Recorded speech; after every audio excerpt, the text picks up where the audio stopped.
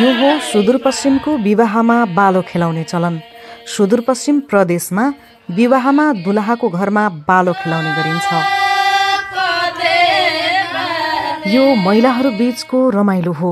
केटी वा केटा दिने र लिने पक्ष भएर महिलाहरू गीत गाउँदै यो खेल खेल्छन्। के हो त्यो? बालो भन्ने आफ्नो वर्ष जितो बच्चा हो भनेर। Oh my god. रमाइलो होला भने बनाउने हो के? ओके। महिलाहरूले गर्ने रमाइलो। महिलाहरूले गर्ने रमाइलो हो।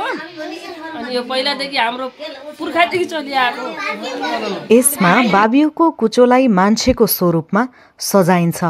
यो मैला भएकाले लुगा लगाइसकेपछि पोते लगाइन्छ र टाउकोमा पकडी पनि बाँधिन्छ। बालो तयार भइसकेपछि महिलाहरू केटी माग्ने र दिने पक्षमा विभाजित हुँदैछन्। अब केटी माग्नेले उसको परिवारलाई गीतबाट मनाउनु पर्नेछ। अब देवताको नाम लिएर दुई पक्षले गीत सुरु गर्दैछन्। एक पक्ष घरको भित्र बसेर गीत सुनाउनेछन् भने अर्कोले ढोका बाहिरबाट सुनाउनेछन्।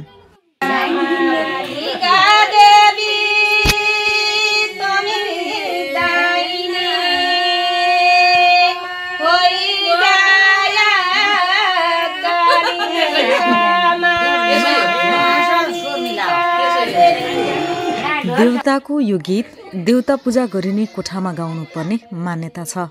यहाँ बच्चाको उमेर र पढाइको कुरा हुँदैछ।